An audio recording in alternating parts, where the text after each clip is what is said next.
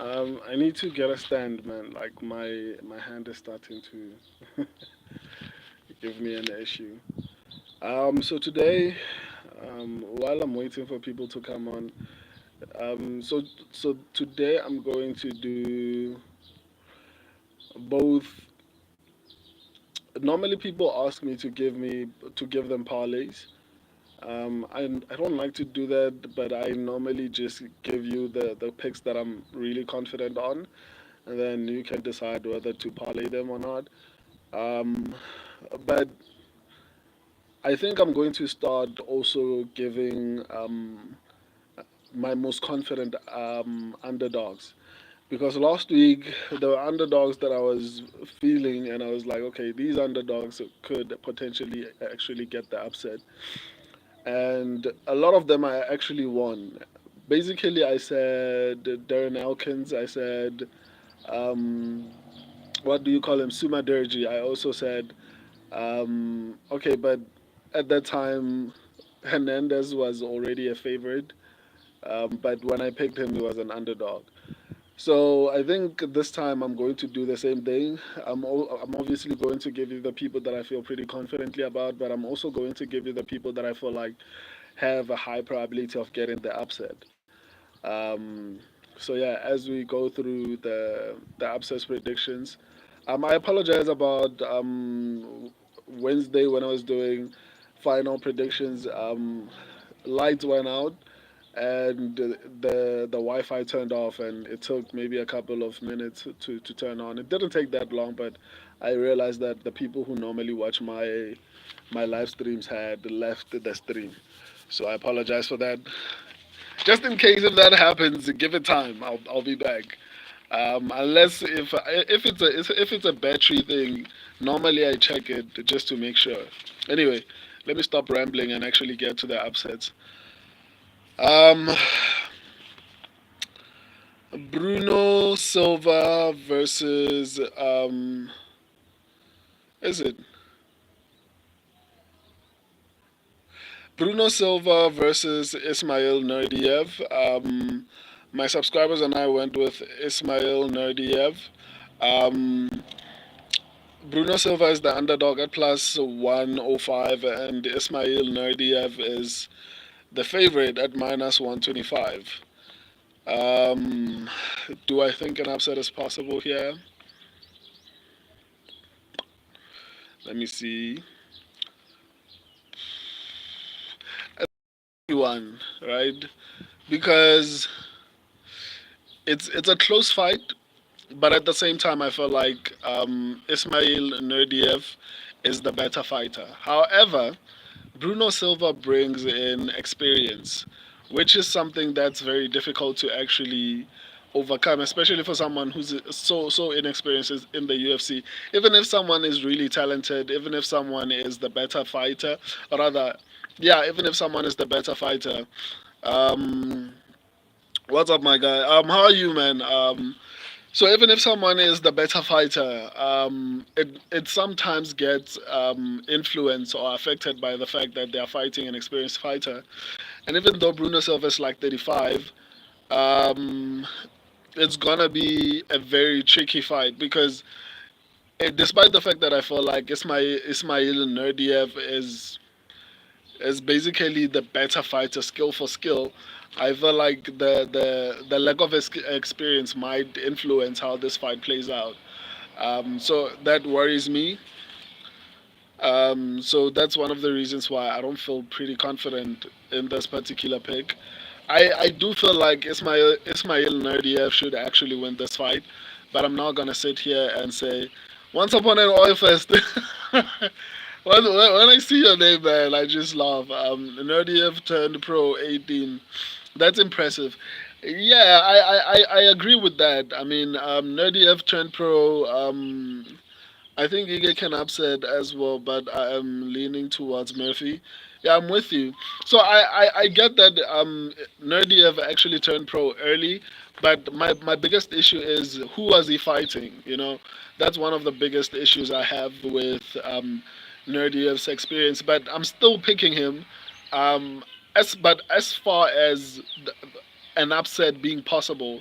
He's fighting a veteran, even though the veteran just lost to Chris Weidman. Not a good look, but nonetheless, he's a veteran, and he's a bit upset. He seems like he wants to prove a point, so that might influence, or rather that might motivate him to perform better. But I'm still sticking with Ismail Nurdiev. I still feel like he's going to win this one. So, but as far as an upset, yeah, an upset is definitely possible here. Bruno Silva could actually get the win. On to the next one, Ibo Aslan. I know this is the featured fight, but unfortunately, I wrote the names when I was doing my predictions. And right now, I just added the odds. Ibo Aslan versus Rafael Sequeira. My subscribers and I went with Ibo Aslan. Ibo Aslan is a minus 125 favorite, and Rafael is a plus 105 underdog. Do I think an upset is possible here? Um, 100%. All right. My biggest thing here is that Rafael trains, and I mentioned this when I was doing my final predictions. I'm going to respond to everyone once I'm done with the upsets predictions, just so that the people who watch this live stream once I'm done do not have to listen to me responding to messages if they don't want to. So I'm going to respond once I'm done. So Ibo Aslan, I think an upset is definitely possible here. Both of them are finishers. Ibo Aslan has like a 100% finishing rate, and Rafael Sequeira has a 91% finishing rate. I think Rafael also trains with Jilton Almeida. I think I mentioned this when I was doing my final predictions. So training with a wrestler like that should actually help you perform significantly well, especially with regards to someone who is a big knockout guy. Um, so is an upset possible here? I think even the UFC feels like an upset is possible here. I think that's one of the reasons why they moved this fight up on the card, and made it a featured fight, because I think that the UFC actually feel pretty confident that number one, there's going to be a finish. Number two, they feel like an upset is definitely possible here, and I honestly agree. I think an upset is definitely possible here. By the way, I'm going to give you my confident underdogs and my not confident underdogs. What I'm going to do is I'm going to give you my confident picks once I'm done with the upsets, and then I'm going to give you really good underdogs that I feel confident, not even confident, but I feel like the probability of them actually getting the upset is high. But once I'm done with all of this, so I think I'm going to try and do that more often. So yeah, an upset is possible here, definitely. Ibo Aslan could definitely lose. I mean, if you train with Jilton Almeida, I mean, I'm not saying Jilton Almeida is like the end all be all, but I mean, he's pretty good. On to the next one, Rinat Fakhretdinov versus um, Carlos Leal. My subscribers and I went with Rinat Fakhretdinov. Rinat Fakhretdinov is the favorite at minus 260, and Carlos Leal is the underdog at plus 210. Do I think an upset is possible here? I don't know, man. I don't think an upset is possible here, largely because it's a grappler versus a boxer, basically. This is basically the summary of the fight. It's a boxer versus a grappler, and I'll always lean towards the grappler, which is Rinat Fakhretdinov. On top of that, Rinat Fakhretdinov had a full camp. Rinat Fakhretdinov has more finishes. Fakhretdinov is fighting in the UAE. So obviously, if it comes to a close decision, we know that it's probably going to lean towards Rinat Fakhretdinov. Rinat Fakhretdinov, on top of that, has a reach advantage. I feel like he's not going to be too lost on the feet.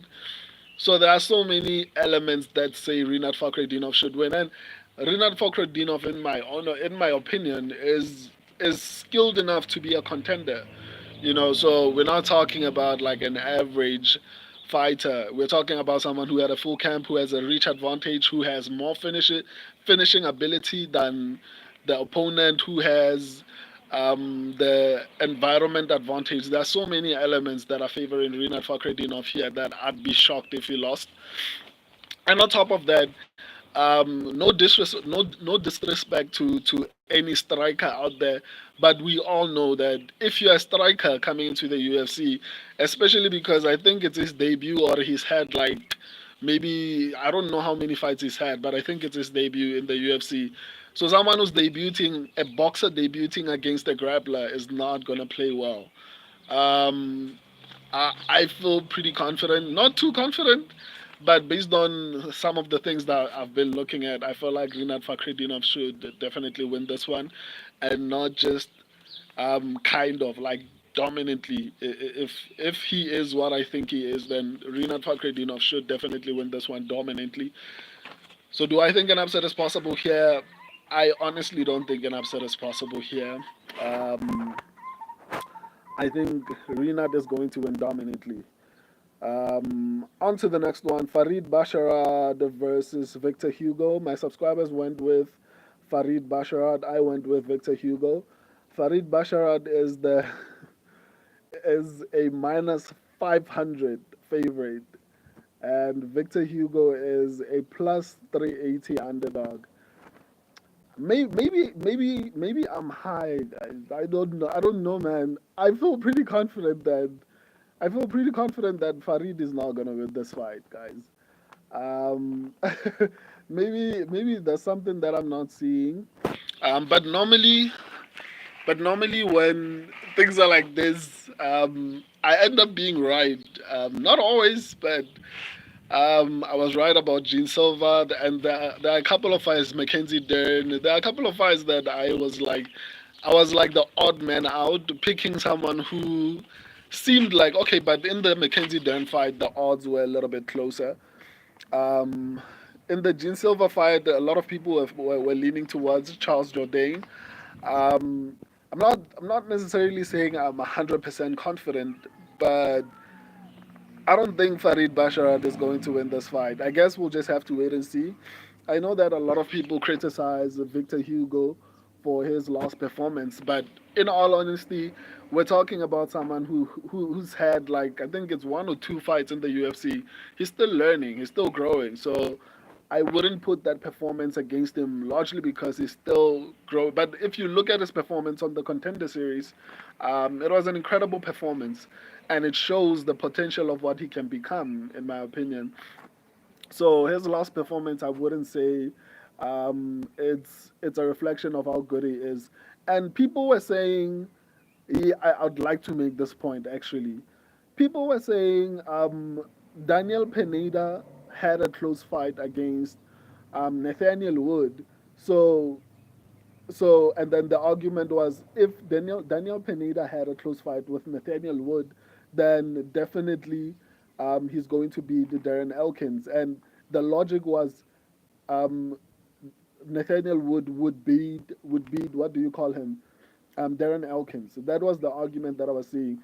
They were like, nah, if Daniel Pineda went like the distance and he was threatening Nathaniel Wood, so and I believe that that's what the argument was. And a lot of people were saying Nathaniel Wood would destroy Darren Elkins. And I was like, guys, that's MMA math. But apart from MMA math, because I sometimes like to calculate it, but apart from MMA math, I felt like, and I remember saying this clearly. I was like, maybe Nathaniel Wood is not that great. Like, it might not be because um, Pineda is good. It might be because what do you call him? Nathaniel Wood was looking horrible in that particular fight, or is not as good as we thought. So that's the same argument I'd like to make for Victor Hugo. I know we criticize him for his last fight, but maybe the dude he was fighting is not as horrible as most people think. Maybe he's improving. Maybe he's improving like what do you call him? I forgot this guy who was on the Ultimate Fighter. I forgot him. Who was fighting? Okay, let me not. I forgot his name, but he would have been a perfect example. because he came into the fight. There was a recent fight. I forgot his name. It's a black guy with dreads. But anyway, let me move on. I feel like Victor Hugo is going to win this fight. I could be wrong, but this is probably the best underdog on the card in my opinion. I'm not gonna lie to you. Farid Basharat being minus 500 is insane to me. It's insane to me because on the feed, I favor Victor Hugo. I think he has the power, he has the reach, he's better defensively. Um, Farid is better offensively. I think that's all he has. And on the ground, I mean, it's all Victor Hugo. I could be wrong. I guess we'll just have to wait and see. But I think Victor Hugo is going to win this fight. I guess we'll just have to wait and see. And for the past couple of weeks, my underdogs have been performing really well. Um, sorry. I didn't realize I was covering the microphone. I apologize for that. I hope you can hear me clearly now. On to the next one. So, do I think an upset is possible in the Farid Basharat fight? Yeah, yeah, obviously because I feel like, what do you call him? Victor Hugo is one of my most confident underdogs. Anyway, on to the next one. Kennedy Nzechuku versus Chris Barnett. I went with Kennedy Nzechuku. My subscribers went with Chris Barnett. Nzechuku is the favorite at minus 550. Barnett is the underdog at plus 400.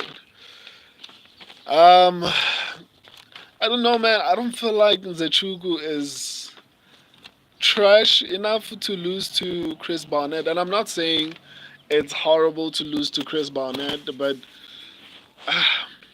I think Nzechuku can easily win this fight if he just um, picks him apart from a distance. I think that's one of the easiest ways to actually win this fight. He has the reach, he has the height, he has the technical skills to actually just avoid getting hit with a big shot. Like the same thing that Alexander Volkov did to Sergey Pavlovich. I think this is probably going to be. Um, I haven't gotten to that fight, my dude. This is probably going to be one of those fights that I feel like if Kennedy Nzechuku actually comes in with a solid game plan, he should easily win this fight. So yeah, I think Kennedy is the rightful favorite. On top of that, Barnett has been inactive for 2 years. He's 38 years old. It's never good. I mean, if you're coming off of a long layoff and you're still under 35, you can still surprise us. But a long layoff, like for example, Stipe Miocic, I don't know if the guy is going to come back and do anything spectacular. And Chris Barnett is not Stipe. At least Stipe has been fighting for championships for the past couple of years. Chris Barnett, I don't know. Plus, he's overweight, man. I honestly don't feel like there's any. And I'm not fat shaming, guys. Like, I'm just saying that it's not his size and everything else is not conducive for fighting someone like Kennedy Nzechuku. Even Nzechuku loses this fight, I think someone said this. I think it's once upon an oil fest, or it was someone else. I think he should be cut. If Nzechuku loses this fight, he should be cut because this is a fight tailor made for him and his style. And he's moving up to heavyweight. He'll have a little bit more power.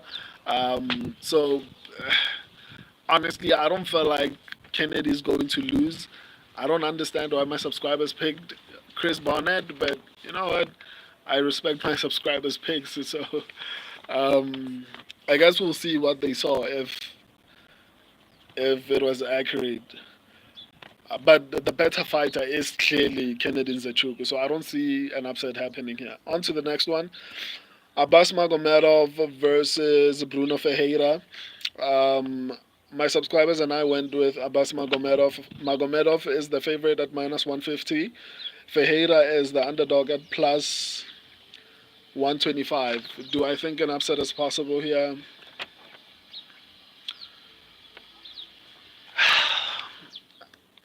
I don't know, man. I want to say I don't think so because I feel like Abbas Magomedov is clearly the better fighter here by a mile. But at the same time, Ferreira is is a wild man. Like he throws. Let me see. Actually, on the feed, it's going to be evenly matched. On the ground, it's going to be Abbas Magomedov. So the best possible path to victory for Abbas is to take the fight to the ground. Um, I honestly don't know, and when I don't know, it's usually not a good thing. So I'll say an upset is definitely possible here. Ferreira has the ability to actually get the upset. Um, yeah, I'll stick with an upset is definitely possible here. Um, because both fighters on the feed can finish each other. On the ground, it's Abbas Magomedov, and he actually did use his ground game in his last fight. So I could see him doing that in this particular fight in order to avoid the danger that's on the feet. Because why would you engage with someone who, in a fight whereby it's going to be 50-50 on the feet, if you have a clear advantage on the ground, which I think Abbas has. Um, but I guess we'll just have to wait and see. But an upset for me here, it's definitely possible. Um, if Abbas had performed significantly well in his last couple of fights, and granted, he was fighting people like Caio Borralho, and he took Caio to a decision. And you saw what Caio was able to do to Kenz. How are you, man? We saw what Caio Borralho was able to do to Gerard Cannonier. So the mere fact that he couldn't do that to Abbas Magomedov is probably a good sign that he was fighting. Who are the two people he lost to? Sean Strickland, a former champion, Caio Borralho, who is in the top five right now, which is not two terrible people to lose to. But I don't like to elevate people off of losses. So he has to prove himself, and he has to prove that he's actually trustworthy for us to actually have faith in him that he will actually pull through in fights. um, so until he gives us a guarantee that he can actually pull through when he needs to, I'll say this is risky, but I think Abbas Magomedov should definitely win this fight. Um, but yeah, I'll say an upset is possible here, purely because Ferreira is um, a wild striker with power. So that worries me a little bit. On to the next one, Magdeburg Orobai versus Mateus Rabeki. My subscribers and I went with Orobai. Orobai is the favorite at minus 275, and Rabeki is the underdog at plus 210. Do I think an upset is possible here? Here's the thing, right? Do you guys remember when Magdeburg Orobai came in on short notice and he was fighting Uros Medic? He was losing to Uros Medic, and granted, he was coming in on short notice, but he was losing that fight. Um, and then he went to the ground and actually started having success. That worries me a little bit, but at the same time, Rabegi does not have a great reach, but he does have power. Does he? Yeah, he does have power. So that worries me a little bit. I feel like the best way for Orobai to actually win this fight would be to actually take it to the ground. I'm not saying he wouldn't have any success on the feet, but I do feel like Rabeki probably has the better stand up than Orobai. So even though I know a lot of people are counting out Rabeki largely because of his cardio, I wouldn't be so confident to be honest. I would. Okay, Kenz, I don't know what you're saying. I'll respond. So I think an upset is possible here. If somehow if somehow Orobai is unable to take down Rabeki, it's gonna be a serious problem for him. Um, because I think he loses the fight on the feet. Maybe the reach might change things, but I can't get the image of him losing to Uros Medic on the feet out of my head. So, oh, okay, Ken's, yeah, we'll talk, man, we'll talk. Um, so yeah, an upset is definitely possible here. I think Rabeki could actually shock us. He has the power and the advantage on the feet to actually surprise us. So I'll say an upset is possible here. On to the next one. Jeff Neal versus Rafael dos Anjos. My subscribers and I went with Jeff Neal. Jeff Neal is the favorite at minus 310, and Dos Anjos is the underdog at plus 250. Do I think an upset is possible here? Yeah, I think it is, man. I think it is. To everyone who just joined this stream, I'm going to respond to everyone once I'm done doing the upsets predictions. So we can talk properly. Yeah, I'm a UFC fan, man. We'll talk. We'll talk.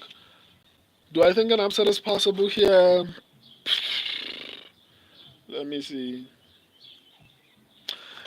I don't know, man. I wouldn't rule it out. I wouldn't say I'm confident an upset is not possible here because I mean we're talking about a former champion. He's not what he used to be, but he did give Mateus Gamrod a run for his money. So that's something that we need to consider when we're thinking about this.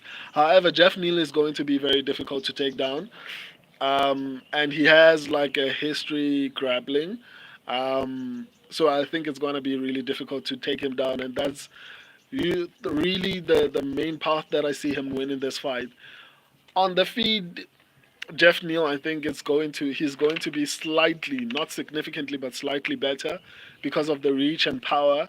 But I think Dos Anjos is decent as well at striking, um, especially defensively. So apart from reach and power, I'd give the offense to Jeff Neal and the defense to um, Rafael dos Anjos. So if dos Anjos was not old, I'd say yeah, an upset is possible here, and it still is, but the probability of it happening here for me is very low. Um, I think Jeff Neal should definitely win this fight. Um, On to the next one. Sharamagomedov versus Armen Petrosian. My subscribers and I went with Sharamagomedov. Magomedov is the favorite at minus 185, and Petrosian is the underdog at plus 155. Do I think an upset is possible here?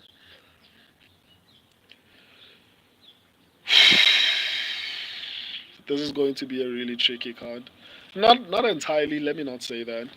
Um, yeah, man. I think Armen Petrosian is decently good enough. Obviously, on the feet, I feel like Sharamagomedov is a little bit better. Um, Not significantly, but a little bit better. He's more dynamic. He is more. He's more dynamic. He is more flashy. Like I think it looks good. His stand-up fighting style looks good in front of the judges. So he's more likely to win a close decision. He has the power, he has the reach, and I know. And I said this when I was doing my final predictions. People are trashing Shara for his last performance against Trocoli, but you have to consider that he was fighting a taller guy, and I know that Shara was prepared to fight, but he wasn't prepared to fight someone that tall, someone who has grappling skills. I mean that's a strong word. Skills is a strong word, but he has the ability to grapple. So I think people are being a little bit too harsh. I think the height was a problem, and the height is a problem for anyone in any division. In my opinion, look at Joshua Van. Joshua Van is probably one of the most talented fighters in the flyweight division, but he's struggling because of height. So height plays a really important factor in fighting, and I feel like people were a little bit too hard on Shara for his performance against Chokoli. Even if Chokoli came in on short notice, the fact is, someone who's tall, you have to prepare for them in camp in order to know how am I going to get around the height, especially when you're not used to being a shorter guy in a fight. Um, but nonetheless, it doesn't change the fact that Aman Petrosian is a really decent striker. He has the ability to actually grapple. But at the same time, Shara Magomedov seems like he has been working on his defensive grappling. Um, we saw a little bit of it against the Trocoli. It wasn't like the most impressive looking defense, but it shows improvement. It's unlike Robelis de Spain. Okay, that guy depresses me. Let me not mention him. But still, like you can see in Sharamagomedov in each performance that his grappling defense gets better. When he was debuting, Bruno Silva was able to take him down and he was working off of his back. And then in his preceding fights, you could see improvement that it was a little bit difficult to take him down in the second fight. So I feel like he's constantly improving. Um, I don't know, man. I honestly feel like the only way Petrosian wins this fight is through a close decision. And even though it hurts me to say this, if anyone is going to get a robbery decision, it's probably going to be Sharamagomedov. And it's people like to act like all these things happen only in Abu Dhabi. It happens everywhere. If people are fighting in Australia, Australians will probably get favoritism. Brazil, France, every single country is like that. Whenever people are fighting there, Canada, whenever people are fighting there, probabilities are they are going to be favored by the judges. So in this instance, even though it's not Magomedov's country, but he's a Muslim, so um, he's in that region.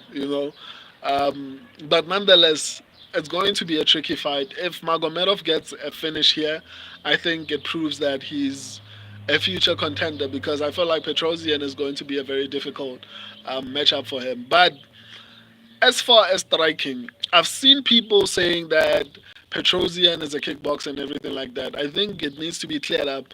As far as I know, as far as my research says, the only person between Petrosian and Shara Magomedov that has had professional kickboxing fights is Magomedov, not Petrosian. Petrosian is just an MMA fighter who knows how to strike. So maybe that works in his favor. Maybe he's able to mix in the wrestling. Who knows? But yeah, I'd say an upset is possible here. I don't want to allow my favoritism to impact how I look at fights. So an upset is definitely possible here. Petrosian could definitely win this one. On to the next one, Magomed Ankalaev versus Alexander Rakik. My subscribers and I went with Magomed Ankalaev. Magomed Ankalaev is the favorite at minus 410. Damn. Alexander Rakik is an underdog at plus 320. Do I think an upset is possible here? Although I don't agree with minus 410, but I don't think Rakik is going to win this fight, man. Unless and I'm one of the people who had high hopes for Alexander Rakik. I honestly felt like he looked better. He was the better fighter against Jiri Prohaska. But I mean, who doesn't beat up Jiri Prohaska and then eventually loses? Um, Except maybe Alex Pereira so far. Um, I don't think, man. Magomed has the wrestling. I think Magomed is going to be the better striker. Let me see. Yeah, Magomed is going to be the better striker. He has the power, he has the accuracy, he has the volume, he has the defense.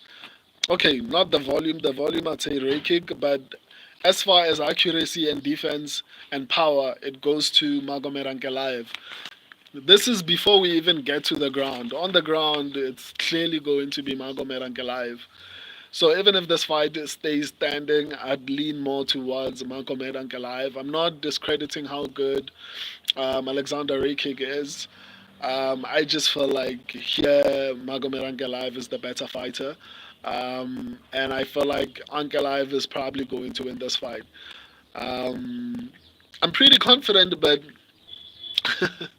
I'm not gonna sit here and say I'm not worried. Um, Zoran, okay, I'm about to finish. We'll talk. We'll talk about the fight. I'll respond to every single person. Um, so yeah, on to the. Do I think an upset is possible here? No, no. I don't think. I don't. I don't think. I don't think Ray Kick is going to win this fight. I'd be shocked. Leron Murphy versus Dan Ige. My subscribers and I went with Leron Murphy. Murphy is the favorite at minus 200. Ige is the underdog at plus 165. Do I think an upset is possible here? Based on my research, I don't think an upset is possible here. But and this is a bad example to make because I'm hardly ever wrong when I feel pretty confident about a fighter, right? Especially when I'm like really really confident. But Kyla Phillips, especially in men's MMA, I'm hardly ever wrong in men's MMA, especially when I'm confident. Kyla Phillips made me doubt myself a little bit. I was like, so in this fight, my biggest issue is that Leron Murphy made it close with Edson Barboza. And I know Edson Barboza is an incredible fighter, an incredible striker, and I shouldn't be too hard on him. But I mean, Barboza is old, man. Like, I'm confident that Leron Murphy is going to win this fight. I'd go as far as saying I want to say he's my lock, but I'm worried because he hasn't faced enough high level fighters for me to feel confident in his ability to actually get it done. That's one of the things that worry me. I would be open to saying he's my lock, but man, Dan Ige is not like is no slouch. Like he's an incredible fighter, and I feel like Leron Murphy is yet to get. If he gets past Dan Ige and does it convincingly, then I will. It's gonna be difficult. Okay, I'll say an upset is.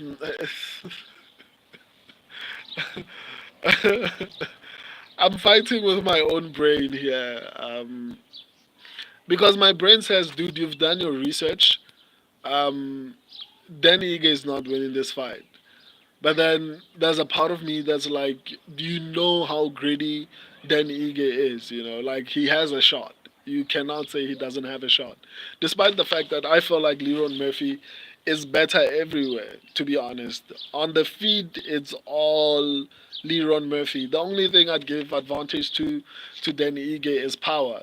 I feel like Danny Ige has the power advantage. Outside of that, striking, defense, offense, reach, it's Leron Murphy. The only thing I give Danny Ige is power. Um, volume is Leron Murphy. On the ground, I give the advantage to Leron Murphy. So I feel like Leron Murphy is supposed to, logically, he's supposed to dominate this fight. And that's why I'm picking him, and that's why I feel a little bit confident. Just that Kyla Phillips rocked my confidence a little bit last week. Um, but yeah, let me just say, Leron Murphy is my. I mean, I picked Hamza Chimaev and Ilya Tuporia, so I mean, I might as well. But at least the last two are a little bit more reliable. They've been tested. Chimaev has fought the number two ranked welterweight contender in Gilbert Burns, fought the former pound for pound number one in Kamaru Usman. I mean, he's tested. Ilya Tuporia obviously is the champion, knocked out Alexander Volkanovski. So that makes a little bit more sense to me, even though it's a risky fight. I think those two fighters are a little bit more proven than Leron Murphy. I'd say he's a lock, but take it with a grain of salt because I feel like he's still yet to be tested. Um, I think Dan Ige is going to be his biggest test, in my opinion. I think if he gets past Dan Ige, it might be a really interesting career for him. But do I think an upset is possible here? Normally, I wouldn't say this because, to be honest, let me say this. I don't believe an upset is possible here.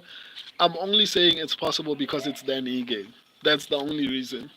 But in all honesty, based on my research, based on everything, I feel like Leron Murphy should win this fight and win it convincingly or dominantly.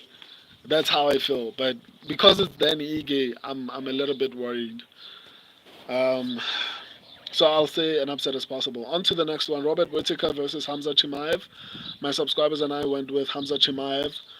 Um,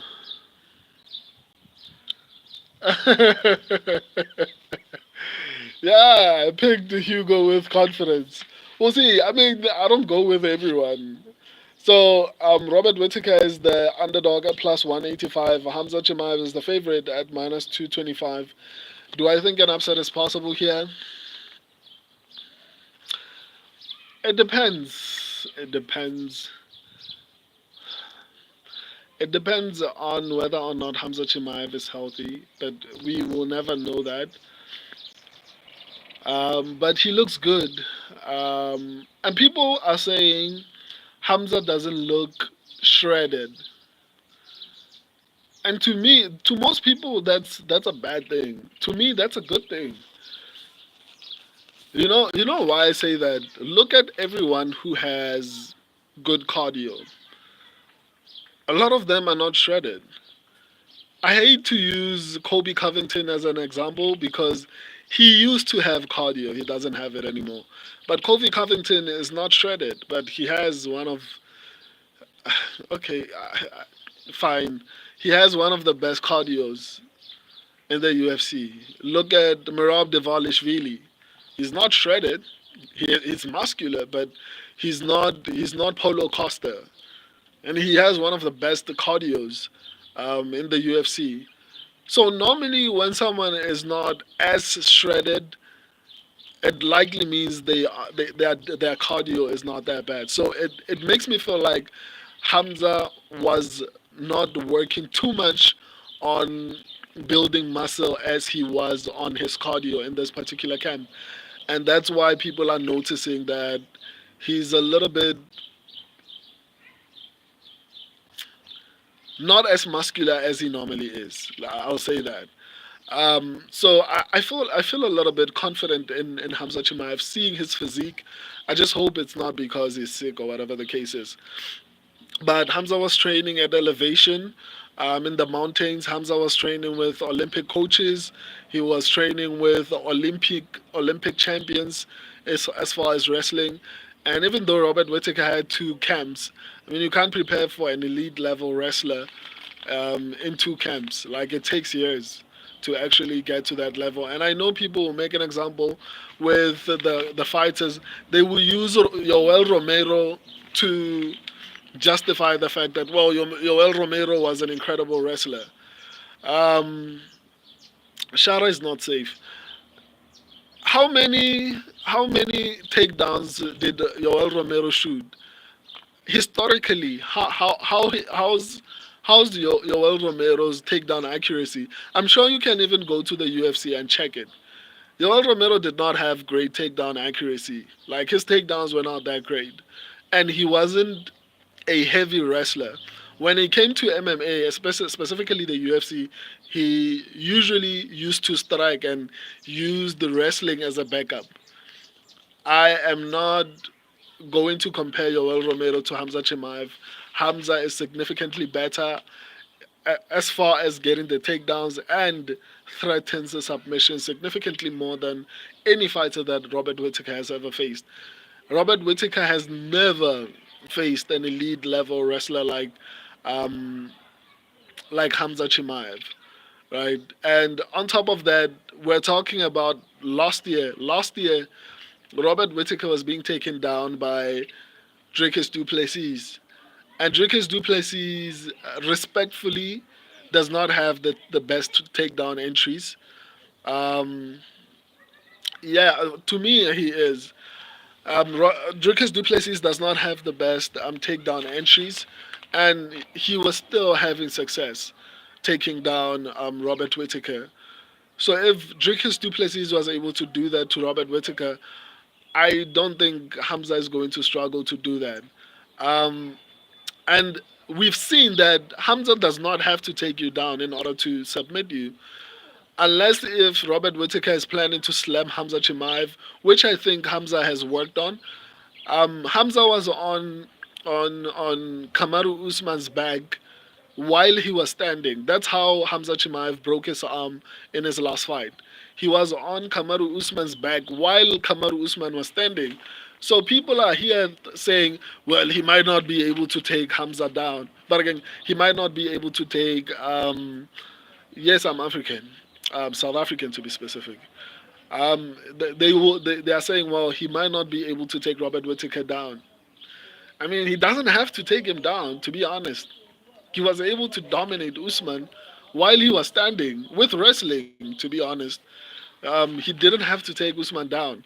He did, but he showed us that he can actually perform significantly well, even if he doesn't take you down. So he can just take your back and submit you while you're standing. So the fact that Hamza was training, his whole entire camp was at elevation, tells me his cardio will be significantly improved. He was grappling with elite level wrestlers that Robert Whittaker will take years to reach their level. He will be able to do a couple of things right, probably in the fight, maybe to survive, not to get submitted almost immediately. But in all honesty, I honestly don't feel like Robert Whittaker is going to win this fight. I get that I respect that the odds are a little bit close, not significantly close, but they're a little bit close. The only shot I give Robert Whittaker is if the fight is on the feet, but even then, Hamza has reach on the feet. Hamza has power, and we saw that once you hurt Robert Whittaker, he starts to give up. He looked great against Dricus du Plessis in that first round, and then once he hurt him, um, everything changed. So once Robert Whittaker feels like you're hurting him or smothering him, I honestly don't feel like he's going to win this fight, even if it goes to decision. Hot take, but even if this fight goes to decision, I'm willing to bet that Hamza Chimaev is probably going to win the first two rounds. He might lose the third round.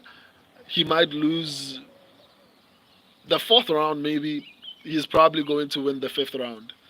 He might use the first two rounds to the last. What will happen, right, is if it goes to decision, this is how I see it playing out. The first two rounds are going to go to Hamza Chimaev. And probably one of those rounds is going to be a 10-8, right? Going into the third round. He might lose the third round and the fourth round, which normally Hamza uses it. He did it in the Kamaru Usman fight. He did it in the Gilbert Burns fight. If he fails to succeed in the first round, he takes the second round off. I don't know. I said this when I was doing my final predictions. He normally takes the second round off. Um, he normally takes the second round off and then wins the third round. Here, I think what's going to happen is Hamza will have enough cardio to go full steam for two rounds. And if that fails, I'm sure he will have won two rounds and won 10-8 round in those two rounds. He might lose the third round, maybe lose the fourth round, or So the last rounds that I think Hamza Chimaev will probably win is the fourth or fifth round. And people like to say, well, he was tired, he was tired. Like it's not like Gilbert Burns or Kamaru Usman were like normal. Like they were also tired in that particular fight.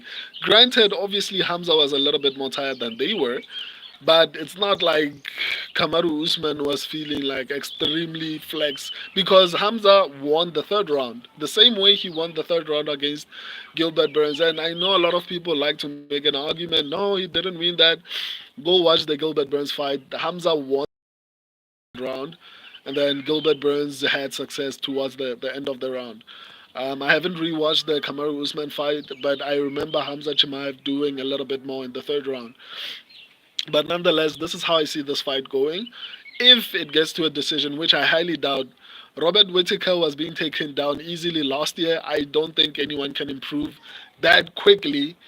Even if you had two camps, I don't think you are going to be able to.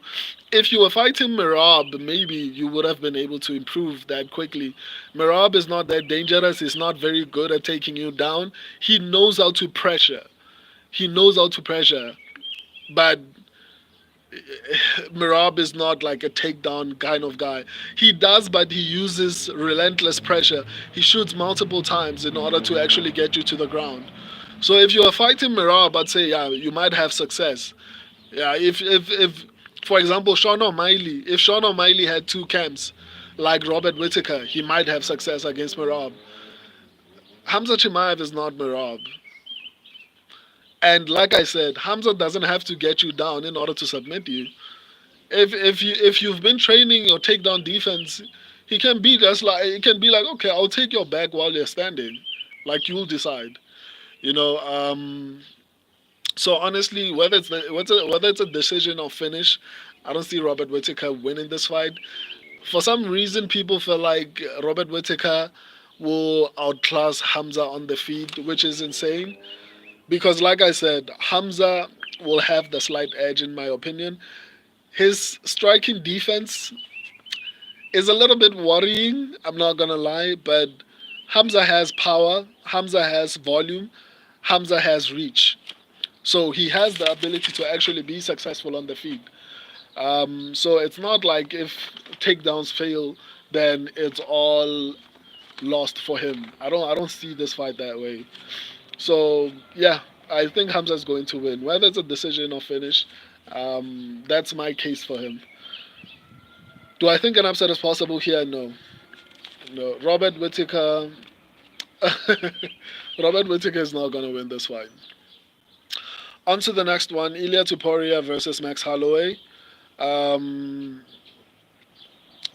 my subscribers and I went with Ilia Tuporia. Ilia Tuporia is the favorite at minus 250. Max Holloway is the underdog at plus 195. Do I think an upset is possible here? Just like Hamza Chimaev, I don't think so.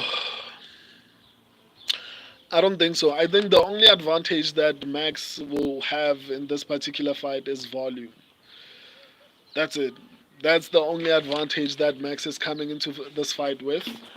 Max, his only shot at winning is throwing a lot of punches and hoping that he somehow hurts Ilia Topuria. Ilia Topuria is more accurate, is better defensively. He has outstanding wrestling, and I don't know why fans like to do this. Somehow people feel like Max Holloway is this elite level wrestler, and he's not. I mean, Volkanovski is a little bit better at wrestling than Max Holloway. Like I don't know where people get this idea. And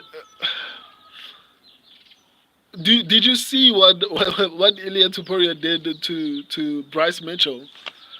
I don't think people remember what but again, Ilya Tuporia did to Bryce Mitchell.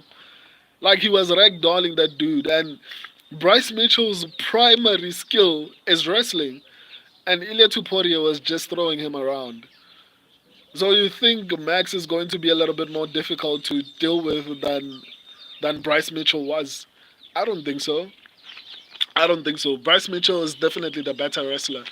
Max Holloway wouldn't wrestle with Bryce Mitchell, and Ilya Tuporia was like ragdolling him.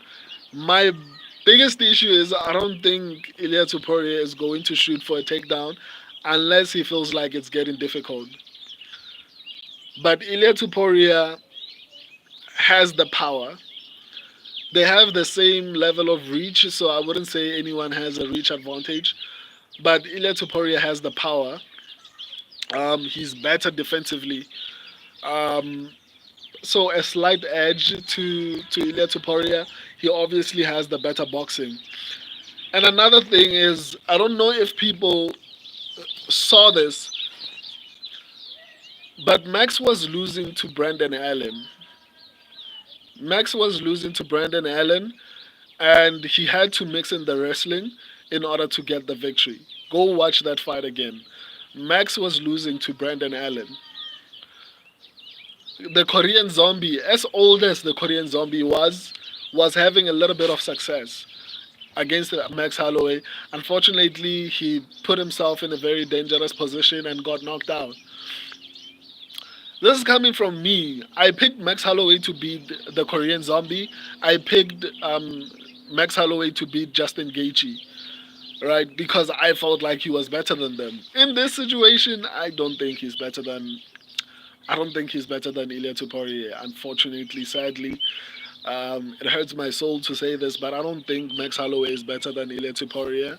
I think Tuporia is significantly better everywhere. If this fight gets difficult, Ilya Tuporia will be able to take the fight to the ground and dominate Max there, probably even submit him. Um, I don't think an upset is possible here, to be honest. I'm not gonna lie to you. I honestly don't see it. Um, yeah, I don't see an upset happening here. I think Ilya Tuporia is definitely going to win this fight.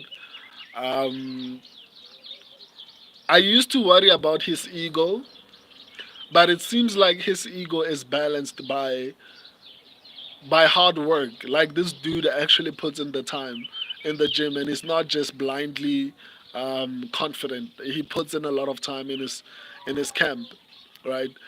So let me give you my most confident picks and the best the best underdogs basically.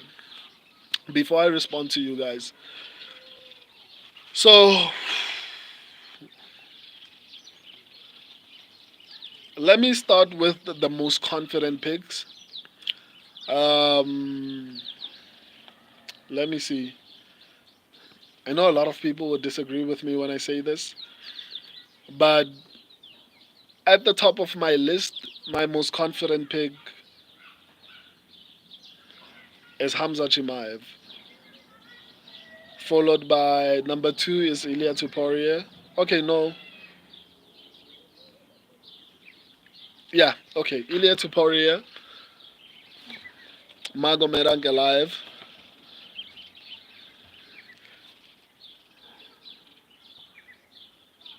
Leron Murphy, Kyla Phillips, Leron Murphy, and then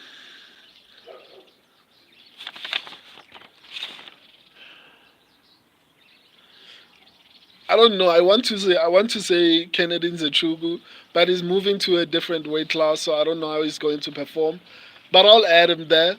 I'll add him there. Kennedy Nzechugu, and maybe Rinat Fakhretdinov, maybe. So let me call that list again, right? Um, Number one for me is Hamza Chimaev, followed by Ilya Tuporia, followed by Magomed Ankalaev, followed by Leron Murphy. I'm worried a little bit about Leron Murphy. Followed by Kennedy Nzechuku and maybe Rinat Fakhretdinov. Those are my most confident picks. I think these people are going to win unless something crazy happens. I, and so now let's go to the underdogs that I feel like have a shot have a decent shot at actually winning. Um, Number one is Victor Hugo. Definitely, Farid should not be minus 500. Number one for me is Victor Hugo. This is probably the best underdog for me. The second one is Rafael Sequeira, the guy who's fighting Ibo Aslan. I think that's a really good underdog. Um, I want to say Bruno Silva, but Bruno Silva is he's like Alex Morono, man. Like Bruno Silva is like Alex Morono. He's going to win others and lose some, but he's going to do enough to keep his UFC contract, but still lose enough to um I don't know.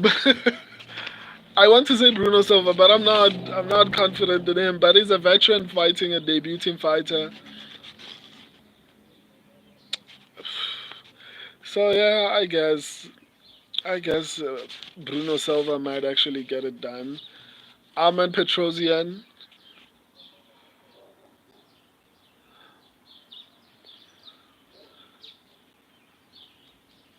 I don't know if I should say Mateusz Rabecki or not, because I do feel like Rabecki has the advantage on the feet. On the ground, it's all by. So it's a 50-50 fight, but normally I'd favor the wrestler in this particular fight. Um, but let me just stick to like my most confident, like, so number one is Victor Hugo, number two is Rafael Sequeira. Man, that Dan Ige looks like a really good underdog, man. Even though I feel very confident, and it's crazy because Leron Murphy is my lock, but man, Dan Ige looks good, man. If you want to take him as an underdog, I wouldn't be surprised. Um, these are underdogs that I feel like I'm not going to mention every underdog on the card. Like, I'm just going to give you underdogs that I feel I'm really, really worried about.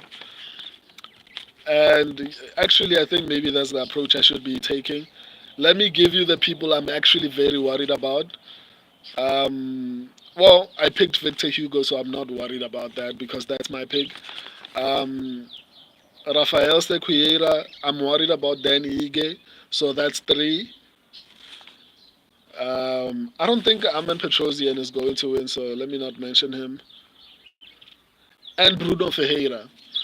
So that's my four underdogs that I feel like those are the people who are stressing me.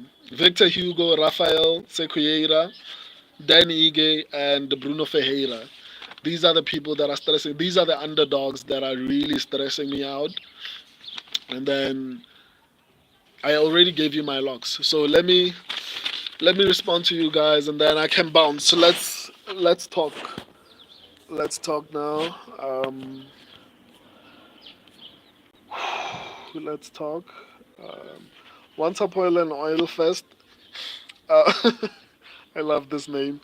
Nordiev turned pro at 18. That's impressive. You know what? Once Upon an Oil Fest, I didn't know that. Thank you for that.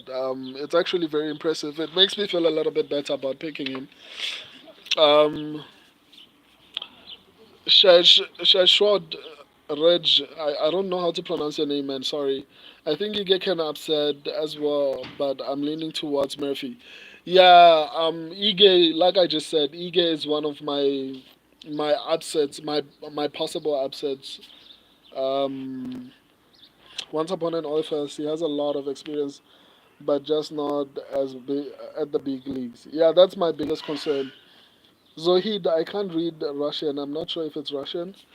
Um, Raj, do you just pick fighters or bet as well? No, I do predictions only. I think I've explained why I don't do.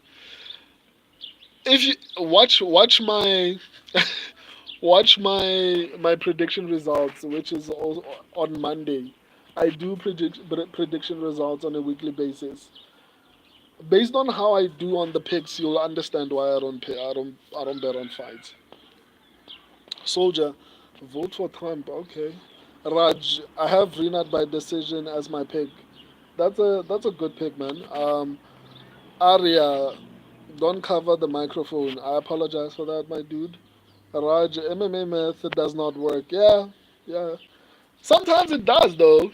I mean, sometimes MMA math does. I mean, that's what we do when we predict fights. Like you can't use the future to predict fights. You have to use the past. And sometimes when you're using the past, you have to do MMA math. You're like, I mean, that guy lost to this guy, and this guy beat this. Like that's a part of actually predicting the future. You have to use MMA math to some extent. Obviously, not MMA math alone, but it has to be a part of your analysis for predictions. Ray kick or Ankalaev? Ankalaev, my dude, I think is going to win. Ken's, yo, Slugfest. Ken's, how are you doing, man? Have done a mock. Can send you, but want to know what colors themes you want.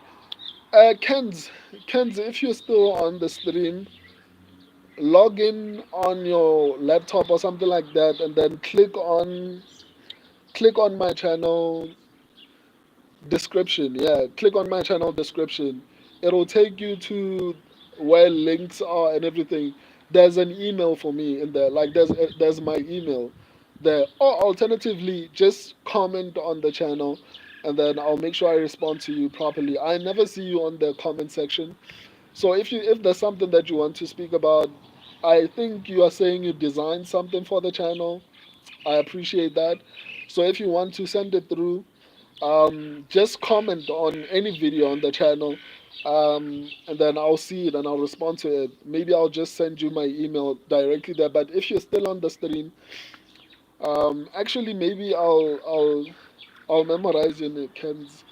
I'll remember your name and maybe try to search you. But I don't know if this is your handle or it's like once upon an oil fest. If on the comment section that dude appears as Diddy the Diddler or something like that.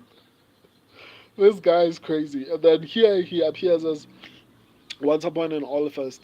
But hopefully I remember because I remember even Twizzy was offering to, I don't know, watch the card with me somehow. I don't know what he was offering.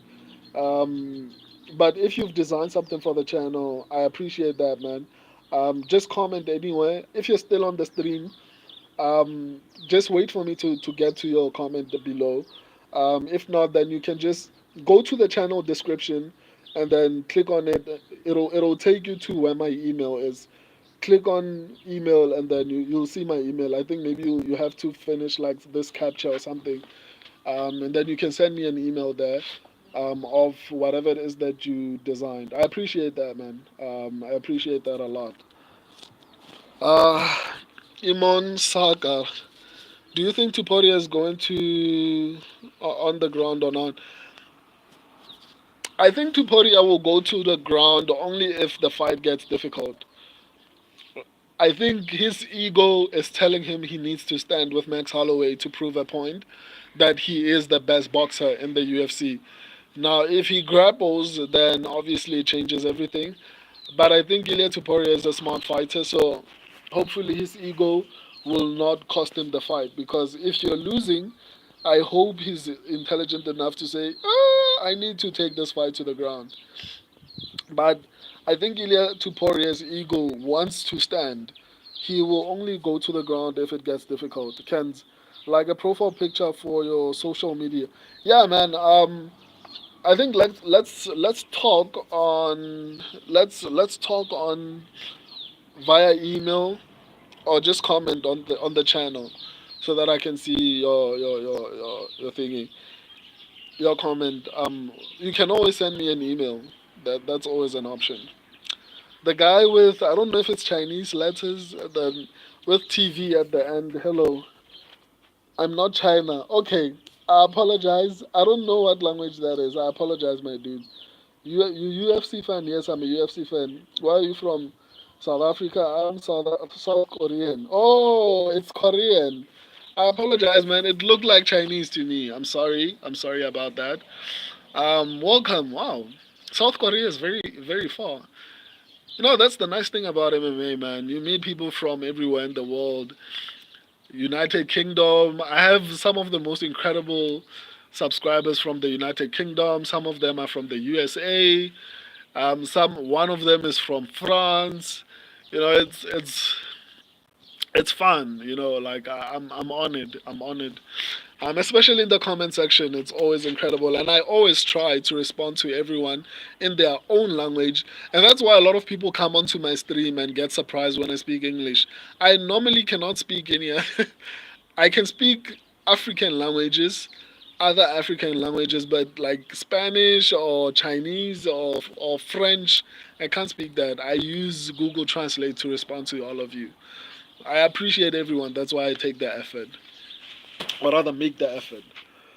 My dream UFC fighter, Shadow Magomedov. Okay, he's a really good fighter. Um, Monin is, I don't know if I'm pronouncing your name properly. If he keeps it on the feet, the Shadow will win. I agree with that. Kamran Sarabon, is Shara a safe pick? I don't think he's a safe pick, man. Zoran, Ray Kick smokes him. Okay, we'll see. Z, bro, Farid Basharat is getting picked by literally everyone else, and you picked Hugo with confidence.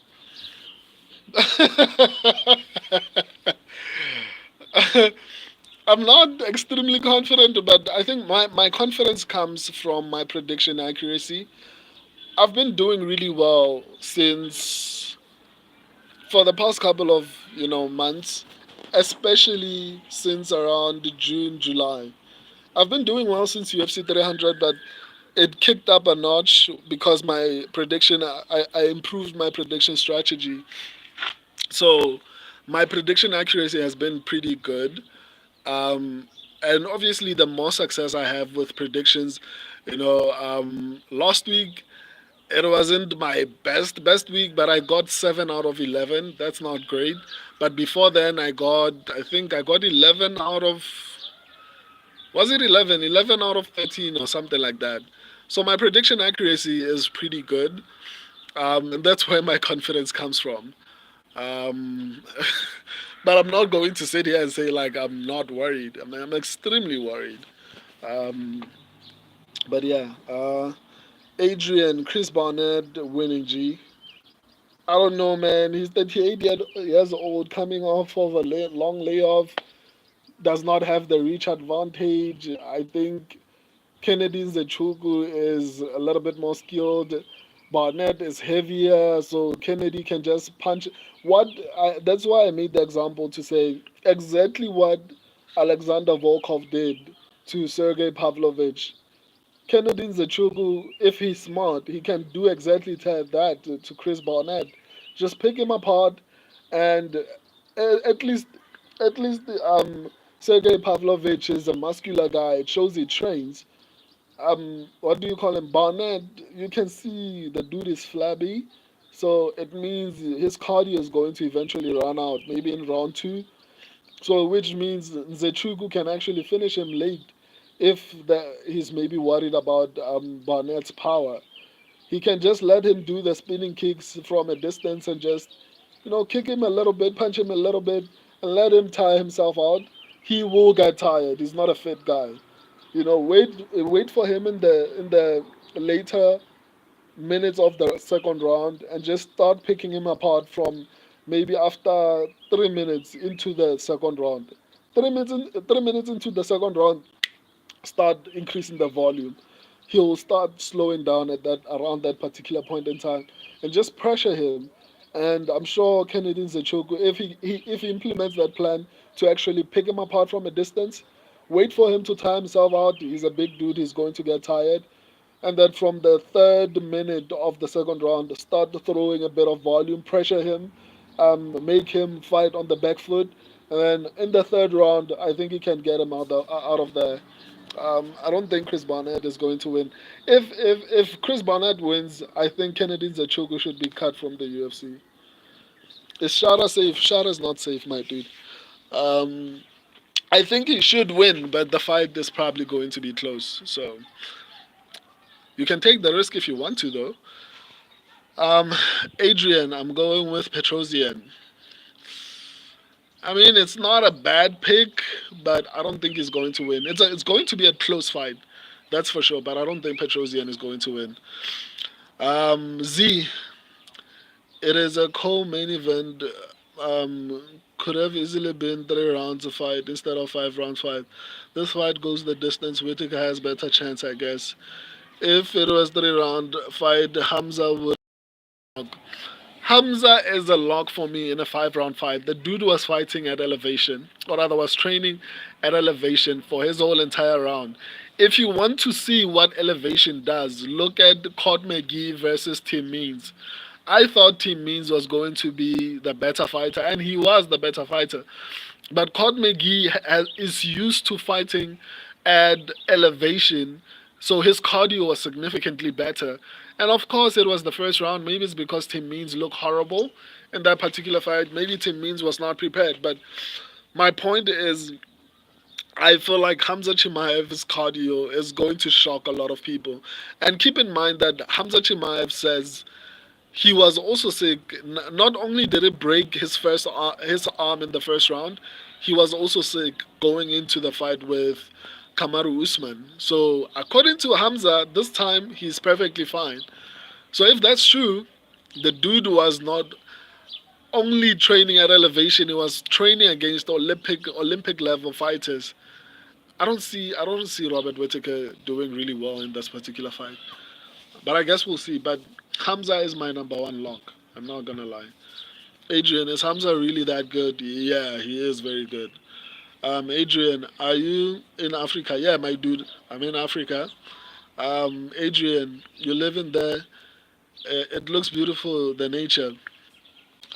Yeah, it looks beautiful, but like, let me actually show you where I live, guys. You see, it's not, it's not too terrible. Just that I can't stand up and show you, but I'll try to show you maybe once the channel grows. I'll try to, like, the house is really beautiful. I know how I took the camera and everything doesn't look as beautiful as I'm describing it, but if you see where I live, it's really nice.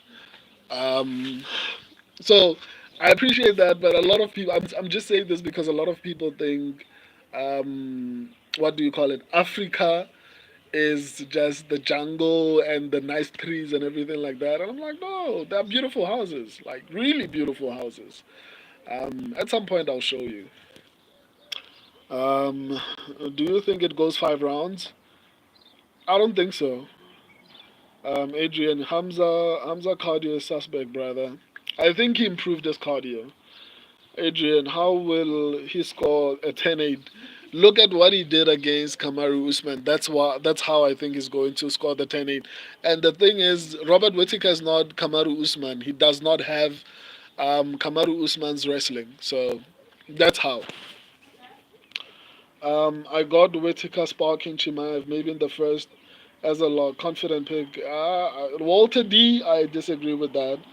Um, Declan Baker, bro, you got something in your teeth. Yeah, it's a gold tooth. My lady wants me to remove it, and yeah, I'm attached to it. But I'll check the health issues. If there are any health issues, maybe I'll eventually remove it. But I love it, man. I really love it. It's a part of who I am right now. I had it when I was in middle school. I don't know how school systems are outside of South Africa, but that's basically when I was like 13, 14, 15. Yeah, somewhere there. I was in middle school. So and now I'm like 32. So you can imagine it's been over a decade with me having this. Actually, probably almost 2 decades with me having this gold tooth. So I'm a bit attached to it. But I might remove it. It depends.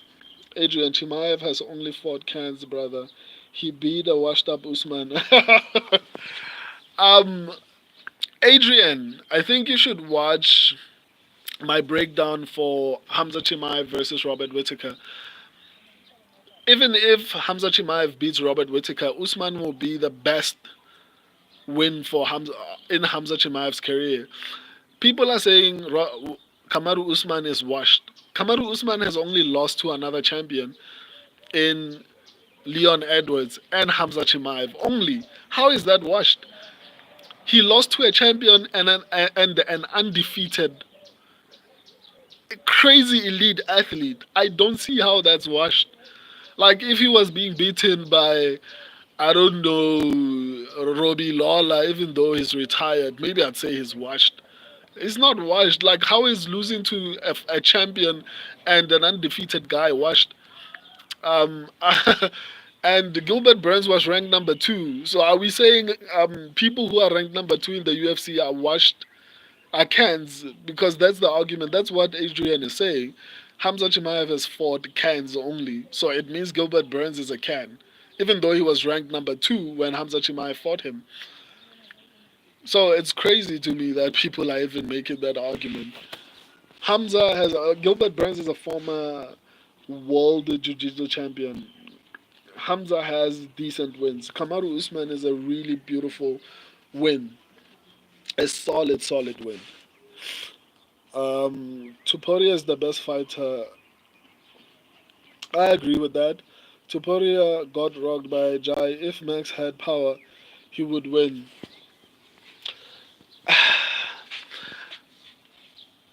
Still, though, like I think people act like people cannot improve. That's the argument that I was making for Victor Hugo.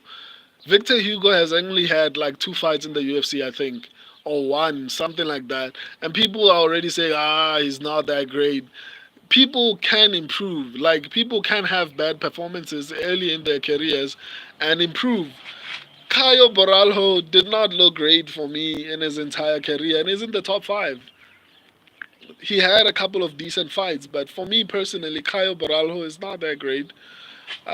He's decent, but he's not like an elite level fighter for me personally. Um, and he's in the top five. So you can look. Dricus Du Plessis, he went to a decision with what do you call him? The guy who was fighting Jun Yong Park. I forgot his name. That dude. He went to a decision with him, and he's the champion now. He finished Robert Whittaker. You can improve, dude. Like people can improve.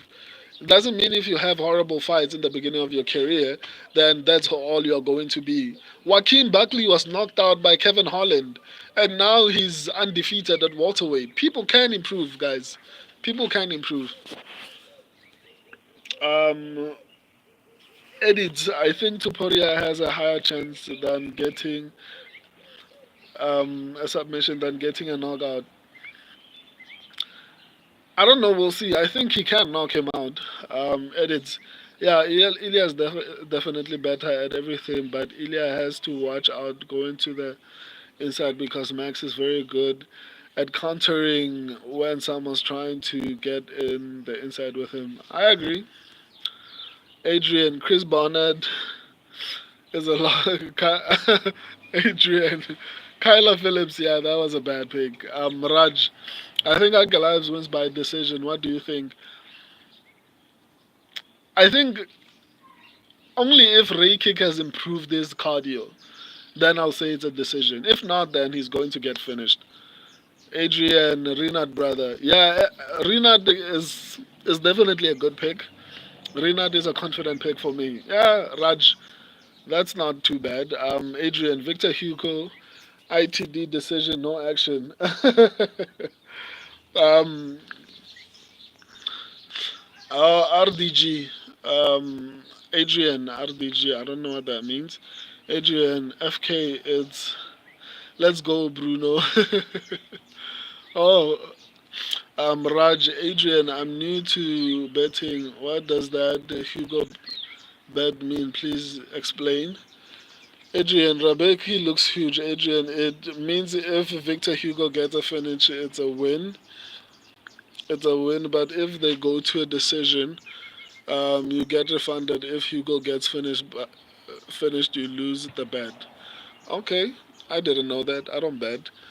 Raj, that's actually a great bet because I think if Farid wins, he wins by decision. Yeah, I think Farid is going to lose that fight. Adrian, Rafael is not an underdog. I think he is, or maybe I use. Normally, I check. What odds are you checking? Because I get it. Obviously, people check different sites based on which thingy they are using.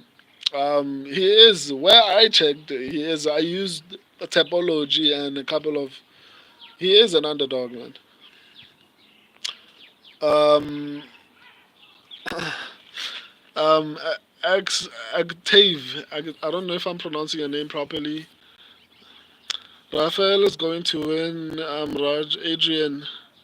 Yeah, it's +1 on DraftKings. Hugo ITD decision. Adrian, it's under finish only if decision, no action on DraftKings. Adrian from Mexico. I'm from Mexico, brother. Welcome, welcome, my dude. I didn't know that. I didn't know that. But yeah, it makes sense. Adrian, there's Adrian Yan. Is he from Mexico? Okay, I don't know. Raj, Paule Rina decision over 24 for Murphy and Ige. Uncle Life decision, Shara decision, Jeff Neal KO decision. Which one do you think is the most risky bet?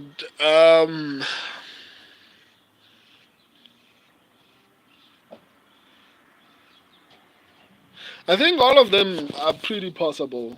Raj, I think all of them are pretty possible. Shara, Adrian Shara is the most risky brother.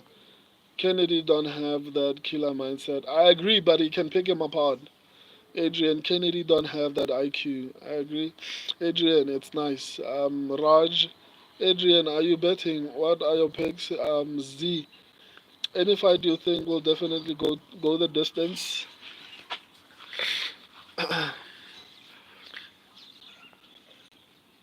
I don't know, man. I'd say maybe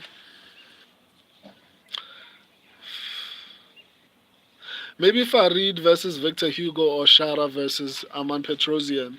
I'm not too confident though. I don't think it goes to decision. But check the my video section of the channel. It has the subscribers predict finish or decision on the channel. So just go to the video section of the channel. You'll find the predictions there.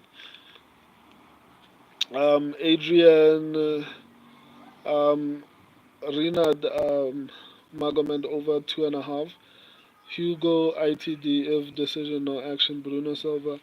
Raj Adrian, I think Shara versus Petrosian fight will be competitive. W will favor Shara in the decision. Silva is more riskier one in my opinion. I agree. Adrian, Carlos Prates, Diego Lopez, Raul Rosas are my favorite fighters. That's pretty good though. Um, whoa, Betty, Shara isn't a great fighter. He is though. Um, Adrian, what you don't bet, brother? Yeah, I don't bet, my dude. Obviously there are religious reasons, but also because I feel like it's going to negatively affect my predictions. Adrian was he was an underdog, but they favored him now. Oh, okay, it makes sense. Adrian, I got a feeling Danny Ige is gonna pull this one off. He's due for a W. Okay, I hear you. Raj, can you repeat your confident picks again, bro? My battery is low, but you know what? The this video will be available. You can forward, you can rewind as much as you want on the live section right now. Once I end the stream, just click on the channel. At the top, you'll see shorts, home, video, live playlist. Go to live, and then you'll see all my videos, my live videos. I have to bounce. I did what I. Adrian, sorry for commenting so much. It's fine, man. I enjoy talking to you guys. What I wanted to move. I wanted to move the final predictions as well as maybe the upsurge predictions to the standard video section. But one of the things that's keeping me here is because I enjoy talking to you guys. Um, it's a different kind of thing for me. Like I enjoy talking to you guys, which is one of the things I'm going to miss as I get bigger and bigger on YouTube. I'm sorry for commenting so much. Don't worry about it, man. Adrian, I appreciate you read all of them. Dude, I respond even to comments that I made. Every comment. If you check my whole channel, go to the shorts section of the channel and just click on any random video. I respond to every comment on my channel. Unless if maybe I don't see it. But I respond to every comment. Just one time, bro, I will note it down. Um, you said Murphy, Chimaev to Pori and Rina. Have a nice day, bro. Raj, let me do it quickly for you. So I said Chimaev, Ilya Tuporia, Ankalaev, Murphy. I'm worried about Murphy because Dan Ige is one of my most um, worrisome underdogs, basically. Um,